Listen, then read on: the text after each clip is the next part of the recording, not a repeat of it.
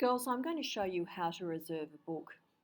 Imagine that we wanted to borrow a book titled A Sudden Wild Magic. Write in the title, see if the library collection has it, hit the search button. Unfortunately, the book is out, but we can still reserve it. To reserve it, click onto the book and then simply hit the reserve button there. Um, it knows what my email address is. I'm simply going to select reserve. As soon as that book is returned to the library, the staff will be alerted and I'll be alerted via an email.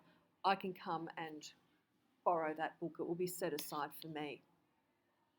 Okay, so just remember, if the book you want is not there, you can put yourself in a queue.